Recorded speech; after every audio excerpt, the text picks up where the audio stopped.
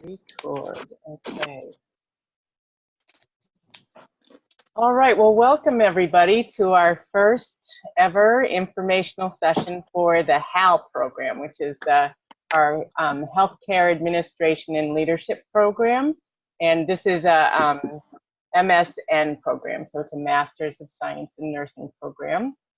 So I'm going to record this meeting, and great that we have a few students on here so you guys can ask some questions. So if we have other people watch the recording, they might have some similar questions to you.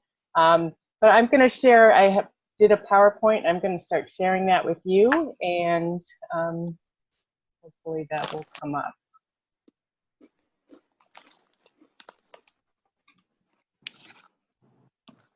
All right. So I can still see you guys over to the right there. Can you see my PowerPoint? Can. All right. So I'm just going to ask that everybody, when not talking, is muted. I can hear somebody maybe eating some carrots. So just be better for all of us to be able to, if you could mute while you're not talking. So let me go to the next slide. For the objectives for tonight, we want to discuss the Healthcare Administration Leadership Program, something about the program, how many units it is, how it's delivered. Also, a lot of people have questions about the role of the nurse administrator and leader. So we're going to go over that and some of the job opportunities for a future leader. And then we'll also look at the cost of the program, and we have Mike here from Graduate Admissions who can answer some questions about the application process. So first I thought we'd just do some introductions. My name is Jill Olausen. I'm the program chair, and I have my master's in healthcare administration and leadership, and I also have my PhD in oncology nursing. So I've been in the role of nurse administrator as a manager at City of Hope at an oncology hospital. And I've also worked as a director of a diabetes education program. So I've kind of been a nurse for 25 years, so I've done quite a lot in nursing. So I have a large pool of experience to share with people in my role as the chair and as faculty for some of the courses. Also, we have Dr. Christina Bovina-Tellez. And Chris, if you would like to just introduce yourself, that'd be great. Sure. Hi, everyone. So I have too many years of experience in nursing administration. I've always wanted to tackle the challenge of improving systems. So I have had most of my career in healthcare administration leadership, first in management, then as a director of nursing, and then a nurse executive. Then I moved over to do government relations and healthcare policy with the Hospital Association, Southern California. And then went and did some marketing of healthcare software for a company called Esri. Everything with location to it that now we appreciate because of wanting to better know about social determinants of health. I've been with Azusa teaching for the last 4 years, and more recently just finished up my doctorate of nursing practice in executive leadership with a focus on more informatics and data science. Great, thanks so much. And we also have Dr. Rochelle here. There we go. I unmuted myself. Okay. So, hello everyone.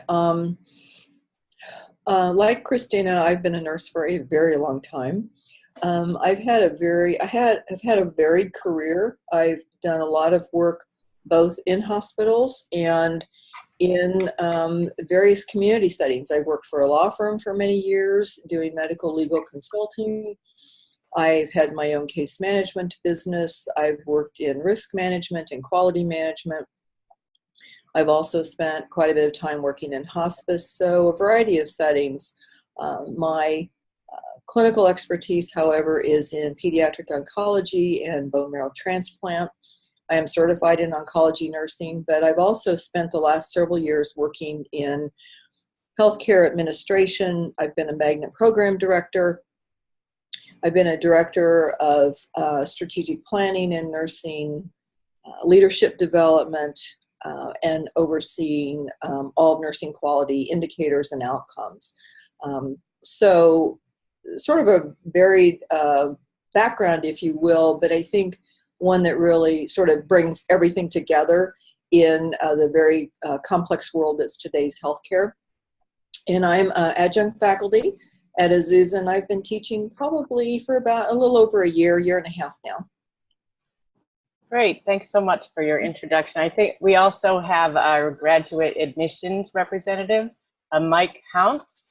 Did I say your last name right, Mike? Yeah, you got it. All right. So thanks so much for coming. And you're pretty new to Azusa Pacific, or just? Well, I've been working here for about 3 years now. My parents actually met and got married at Azusa, gosh, back in the 70s, and so I'm not a nurse, but my mom's a nurse, my wife's a nurse, so nurses have a special place in my heart. So it's fun now to be able to represent nursing programs. Yeah. All right. Well, thanks for being here. Yeah. All right, so we'll get going.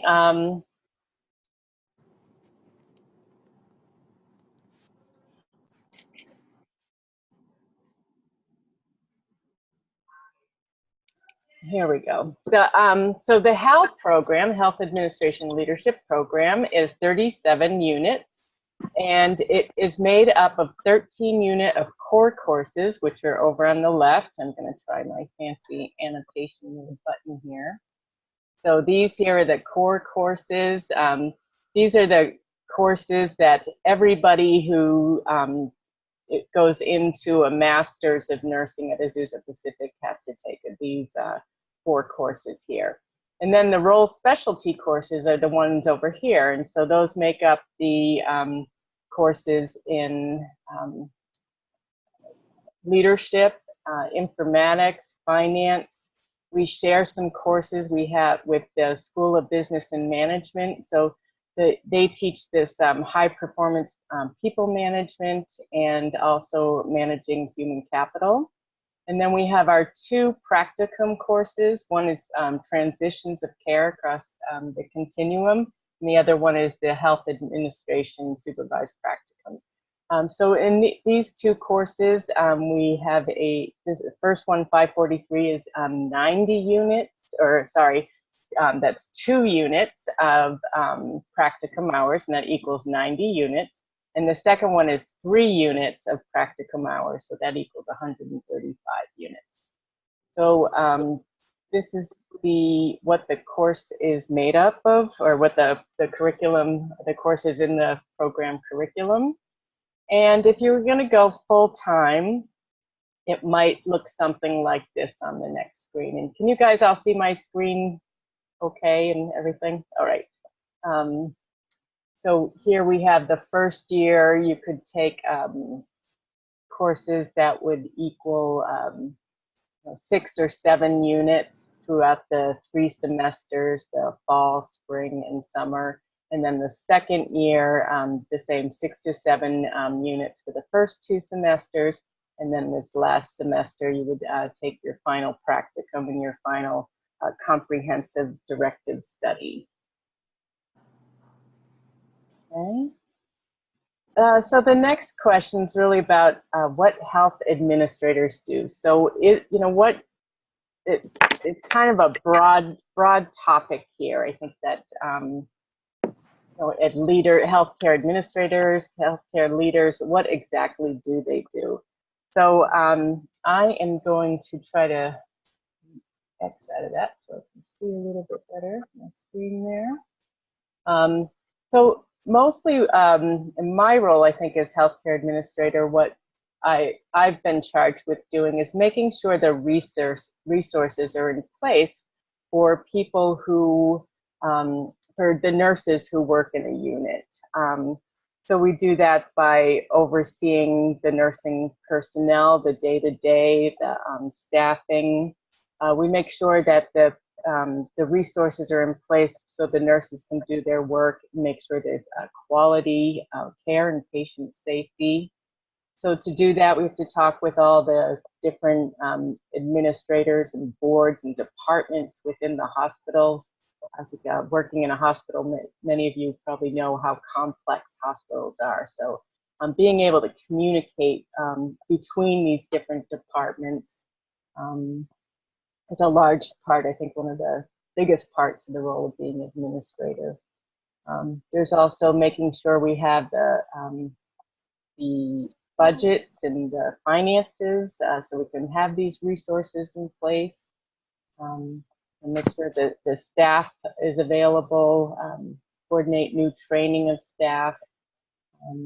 A lot with Cindy was talking about with risk management, patient safety, and magnet status, and making sure that the schedules are in place, and all those minute details, putting everything together, making sure the systems are running smoothly so that the ultimate outcome of patients having quality and safe service can be realized at a facility.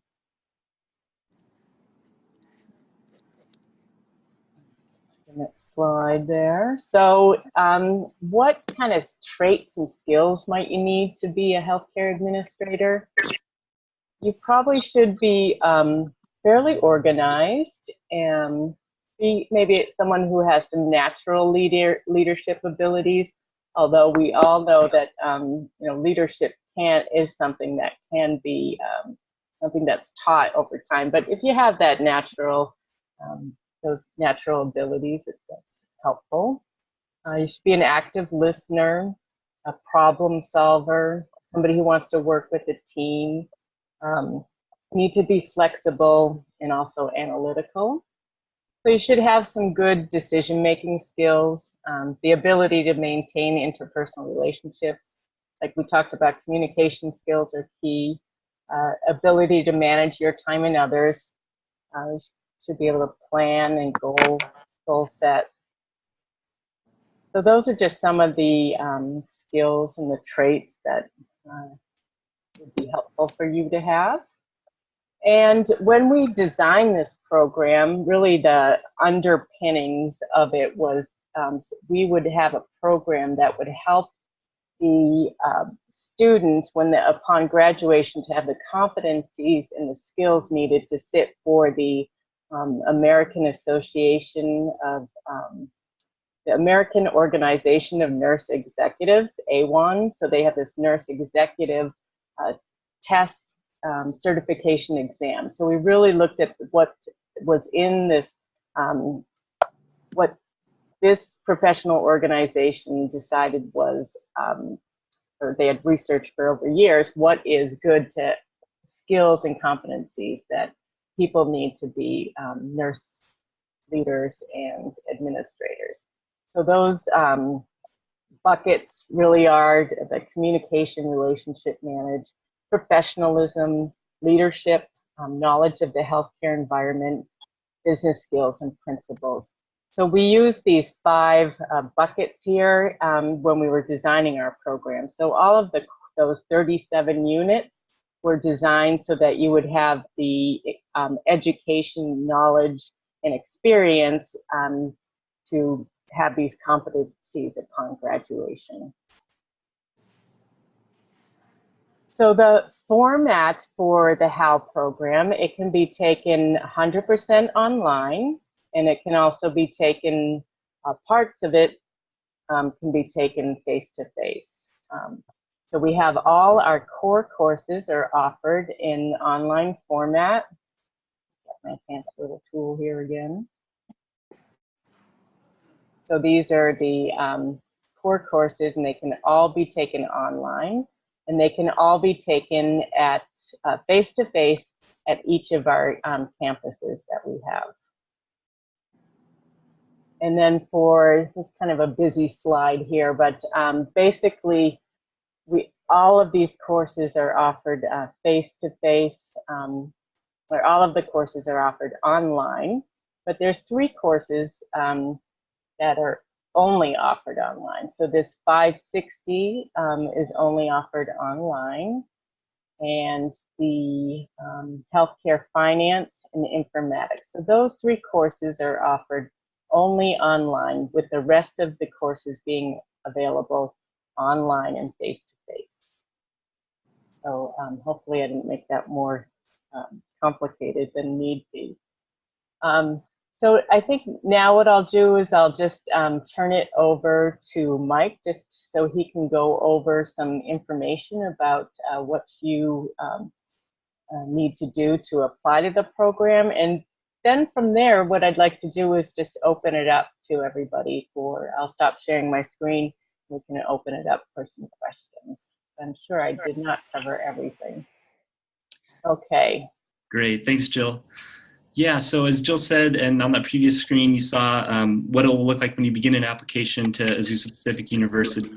APU recently transitioned to a new online application that's very simple to use. You can actually start the application process from your phone if you like. And it was designed in a way where it's a multi-session experience where you can begin the application. You don't have to complete it that same day. You can log back in and out of it as you see fit if you're ready to upload your documents. So the easiest way to get started on that is if you go to apu.edu/apply. And also if you're ever on our website, the MSN website, there'll be a little apply button. You can click on that and it'll take you to the same place. And from there, it's really straightforward. It'll ask you for your email address. It'll have you submit your first and last name, and then you'll be sent an email where you can verify that and begin the application process.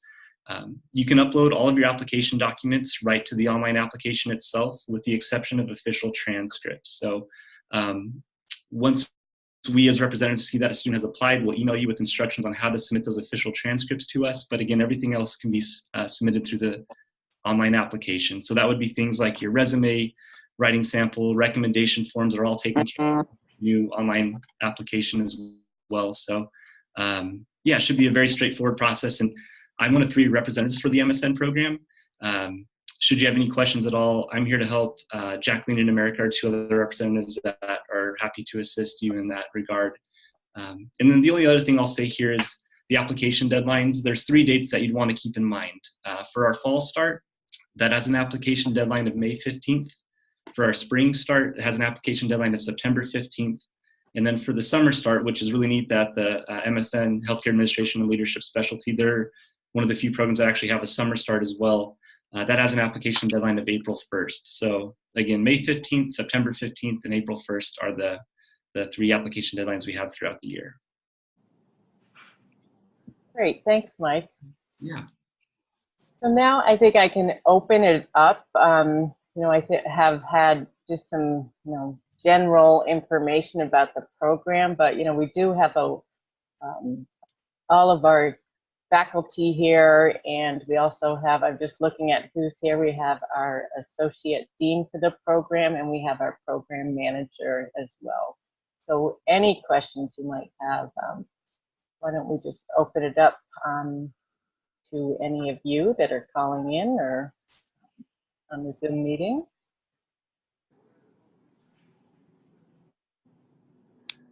Caitlin, I know. I was going to pick on you. What do you mean by practicum? Should I attend to something? Is it like face to face? How can practicum be online? So that's a great question. So the practicum part is where you're actually getting your experience. So you do have to go into a healthcare setting. So the first practicum is really where we're having you go in and you're assessing a complex patient population. So you're going in and you're looking, you do a SWOT analysis of the strengths, weakness, opportunities, and threats to an organization on how they're doing with managing this complex patient population. So you will go in there, you'll work with a preceptor who should be an RN, hopefully a master's or doctorate prepared. So you will work with this person, and for that first one, that'll be 90 hours. So that'll be the 90 hours over the 16 weeks, which I think is probably about 6 to 7 hours per week. And then for the second one, 567, you will go in and you'll actually, it works well if you can do your second practicum at the same place as you did your first one, and then you kind of operationalize this plan that you thought of in the first practicum, where you said, okay, well, I see how they're managing complex patients. I see maybe a way we could do this a little bit better. As an administrator, what resources would they need? What personnel would they need to do this? So you can take a plan or an idea that you thought of in your first practicum, and then roll it out and put it, propose it more in place with your preceptor. So did I describe that well, Cindy? Yes, that sounds good. I had to unmute myself. Yeah, that sounds about right. Yep. And so what you can do the practicum where you work. You just can't have your same supervisor that you're working with. So if you're from a different state, you really need to get in touch with us early. Most of the people that have applied to this program have been from California, but we understand there are people are applying from anywhere in the nation. So each state has different rules and regulations. So we just have to make sure that we get an affiliation agreement with the place where you're going to do your practicum. So that's all kind of takes a little bit of time. So it's just great to know what state people are applying for. It's good to know, even if you're in California, what facility you're working in, so we can put together these affiliation agreements. So you'll do the practicum experience at a place close to your home, and then the didactic part of the course and the theory part of the class we do online. Oh, so total of 2 practicum, right? Yes. Total of 180 hours? Yeah, one is 90 hours and the second one's 135 hours. Okay. Okay. Thanks for the question.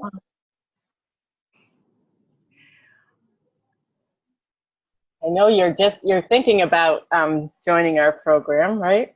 So you have some great questions. Oh, I don't have any great questions, but so as an ELM student, I'm an ELM student. Mm-hmm. Should I still apply for the program in order to change the program? How does that work, Dr. Heisties? I'll have her answer that end of it. Whoa, thank you for your interest. Where are you in the ELM curriculum? What point are you at?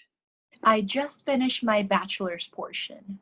Okay, and so you're about to go into the post-licensure part, right? Have you done your, you've done your residency? Right. That's all finished. So what will happen is if you decide to do the MSN in nursing education, I mean in nursing administration and leadership, you will actually work with the program managers for the MSN program and change your program code. Oh. Right now you have probably the generic entry-level master's program code. And you'll need to fill out a change of program code form with either, right now, with either Julie Park or Heidi Butler in the School of Nursing. And the MSN, they're two of the MSN program managers. And then you'll be getting advised, planning out your program with the courses that Dr. Olausen described for the remainder of your time. And we, need to, of course, take into consideration when you begin working as a nurse, what your schedule will be and what's going to work. What's particularly helpful with this program is that you've got a lot of potential, with beginning to both work and to learn at the same time. And so I think it's great. And I just see that Heidi Butler has said she's going to email you the form. Oh, okay. So you're getting taken care of just immediately, right here now. Yes. And then we'll work with Dr. Olausen or Dr. Labona-Tellez to have an advising session for you to plan out what you will be doing. Each of the semesters. Oh. Okay. And then you'll work with your advisor when that, if, one semester you could take 2 classes, but then you've got something in terms of orientation with your new job, and that may be really taking up your time. And so it might be better for you. And, it's all negotiable to take 1 course in that semester.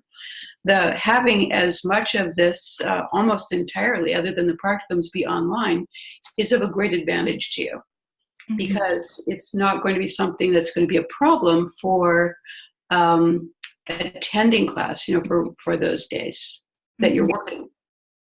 So we're glad for your interest. Yeah. Okay.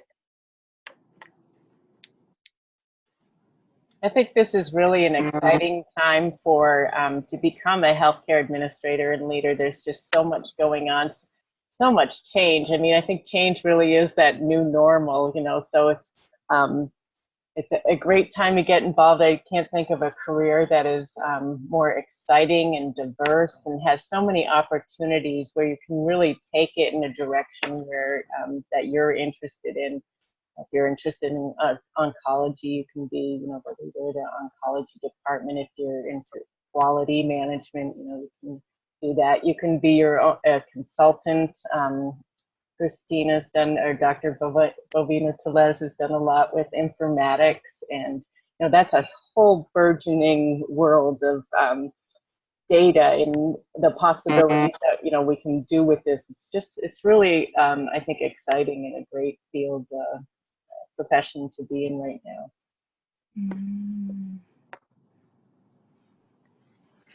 Do you usually deal with patients, or like more of like nurses?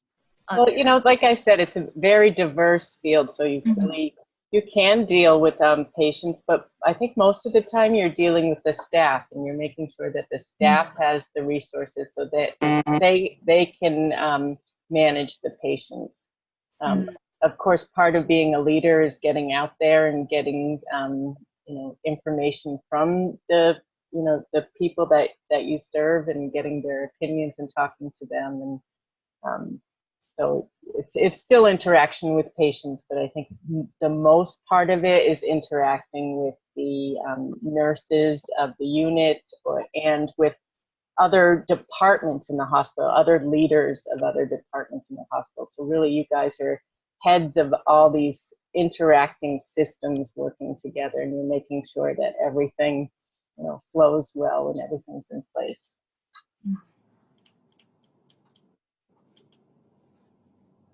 You guys have anything else? Any other comments? Brenda has a question. She's asked, do you recommend any experience before applying to this program? Also, is the practicum portion feasible to someone working full-time Monday through Friday? So I think as far as experience, it's good to have experience in a hospital setting. I think it's to be a leader, a lot of what you need to do is kind of have some good intuition of what's going on in the hospital, and know the way the systems work, know the chain of commands, know some of the titles of the people in the different departments. So I think it is good to have some experience before you come in. That being said, I think leadership is something that can be taught. So coming into this program, we will give you those the hours. I think it's 225 hours of experience in leadership. So, but this is for someone with a BSN, so it is designed that you would have some experience in nursing.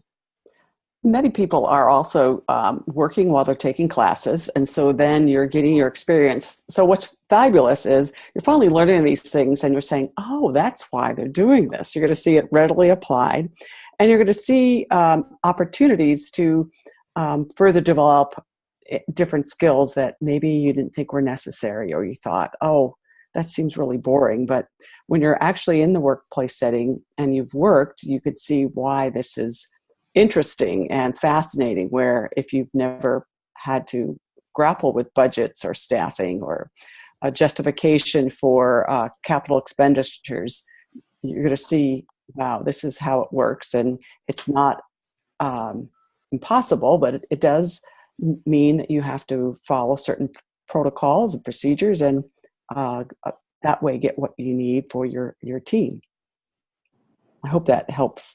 And in terms of Monday through Friday, we do have people who work Monday through Friday day shift. And in terms of the practicum, again, we'll have to be working out that exactly with where you are, and maybe looking at a different preceptor for you at that site. What do you think, Jill?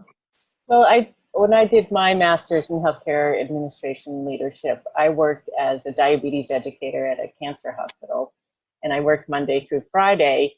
And my preceptor was the CNO, so the chief nursing officer there. So what I would do is I would come in earlier before my shift, and we would have a meeting once a week. And so I would go in there and talk with her about my ideas. So it did require me to come in for some extra time, but I was able to do it. And my final project was a nurse-led diabetes education clinic. And so I put the whole thing together and was able to work with her to see the resources, the people in different departments that I would need to connect with. So it was doable. She wasn't my immediate supervisor, so I was able to use her in the same place that I worked. Do we have another question there?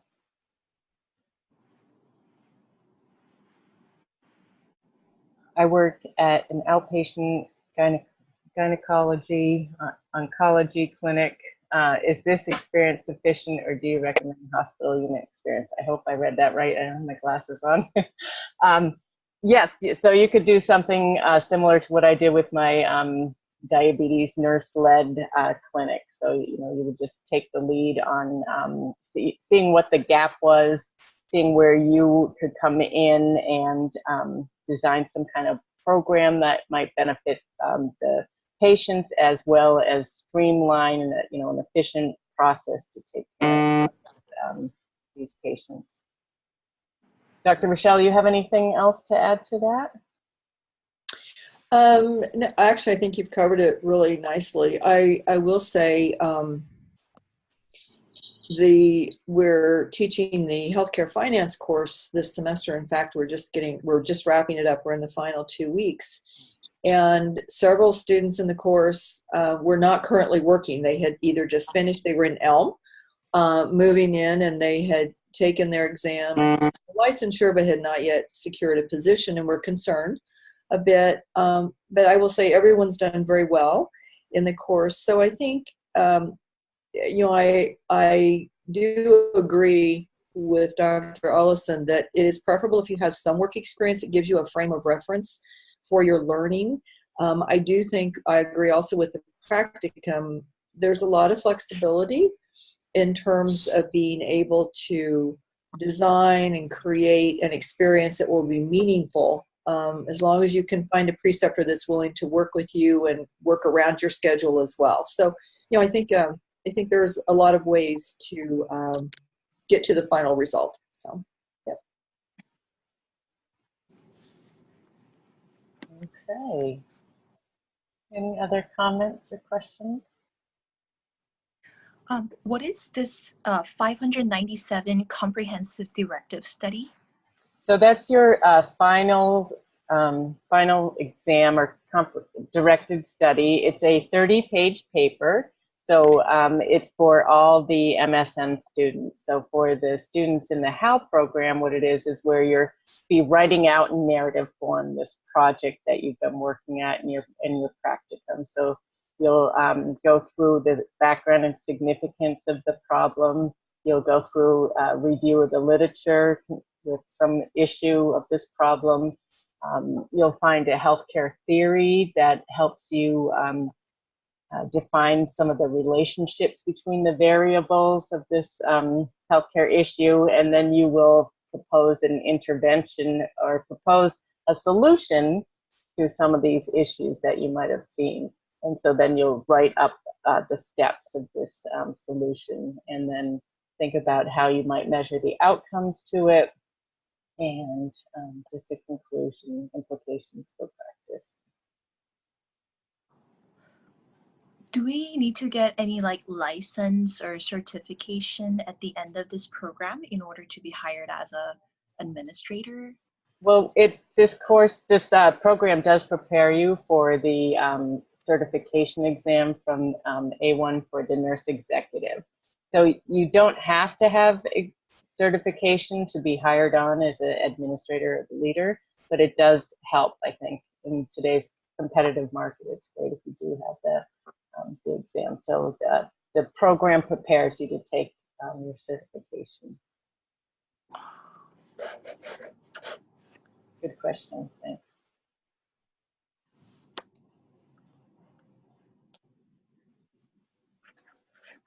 Anything else? Anybody else want to add in anything?